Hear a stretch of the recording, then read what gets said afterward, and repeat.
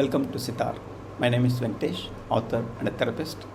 And in this episode, we are going to look at abundance. Abundance is a very, very important one. It's a very big topic and means a lot for every one of us. In the previous episode, I shared with you that we'll be looking at mindfulness in more detail, particularly from a health, wealth, and happiness point of view. And that's exactly what we are going to do today. And we are going to look at abundance. More importantly, abundance from a wealth point of view and how we can enjoy our life to the fullest. How to live life on your terms, how to live life to the fullest and enjoy a life filled with fulfillment and happiness. That's what we are going to look into today in this episode.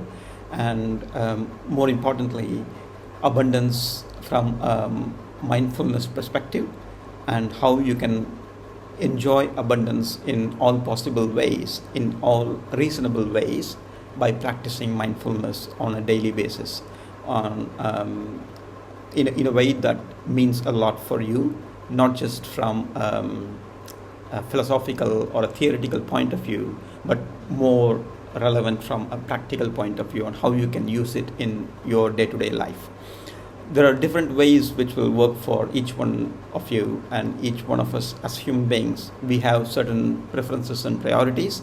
So what may work for one person may be a little challenging or difficult for another person. So I'll share with you different ideas and you can experiment with each one of them which will work for you, and what doesn't work for you, you can just ignore and take the best and leave the rest. So particularly abundance.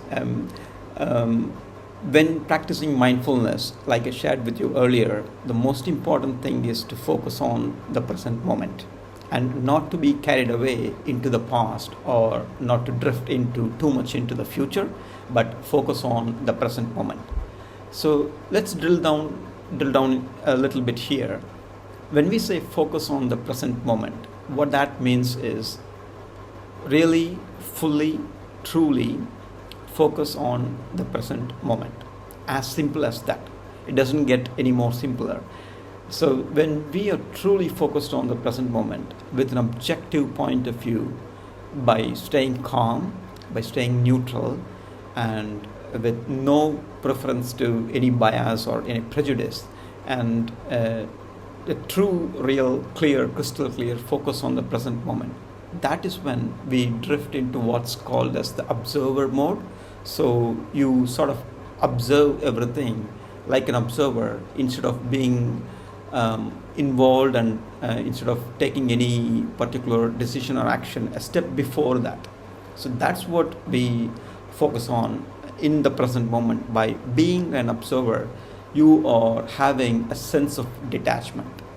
So when you're not too attached to anything, you have a certain power.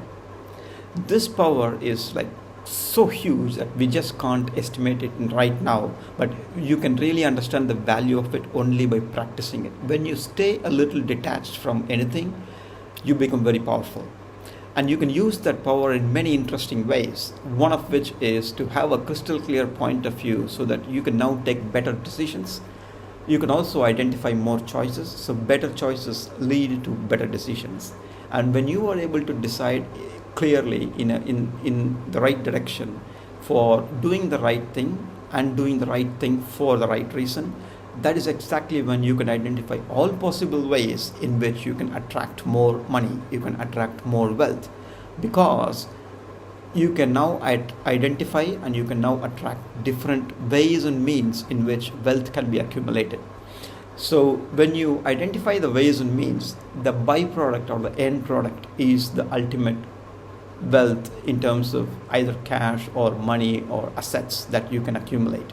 So the more important thing is to identify the ways and means, and instead of going directly into the end product, you identify the ways in which end product can actually be created.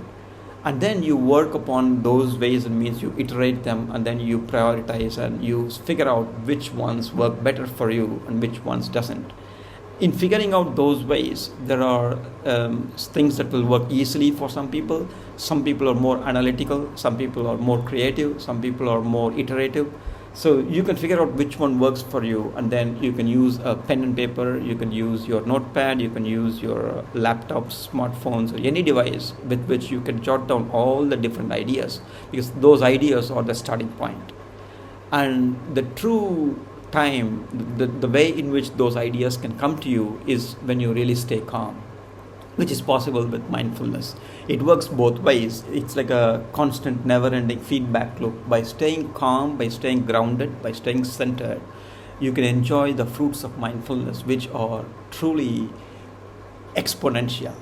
So being grounded, being centered is the first step. So you practice mindfulness. You are doing this on a daily basis. By practicing mindfulness, you are enjoying the power of awareness and rooted in kindness. So you are now not carried away into anything, but rather you stay detached, and then you attach yourself to the fruits of labor by being calm and centered, which will lead to more and more accumulation of wealth in a ways that you can't even imagine now. Because right now, on a day-to-day basis, we are fully engaged into so many things that we are not able to focus clearly on what's exactly relevant, what's exactly needed. So that power of attention is possible when you practice mindfulness. With mindfulness, with calmness, awareness, and kindness, accumulation of wealth, money, and in any other things it's possible, and it's also quicker, because you're now able to figure out things that you can't think in a normal state of mind. But because you're now so calm and so centered, and you are acting like an observer, you're not attached to anything, you're not carried away by anything, you're not distracted. With all these things, it's fully possible to have so much of focus and dedication that you can now enjoy the fruits of labor. Your attention, your dedication, your mindfulness, your meditation, everything will work for you, because you're now in a good state of mind, in a calm state of mind.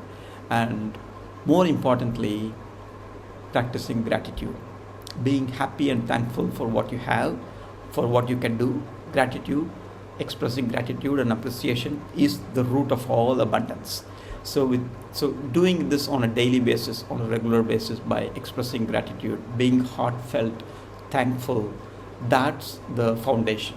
That's the root of all abundance. And you can do this in a wholehearted way by practicing mindfulness. So I wish you the very best to enjoy abundance in your life, and for you to enjoy a very happy, healthy, and a wealthy life. Best wishes from Sehtar and myself. Enjoy.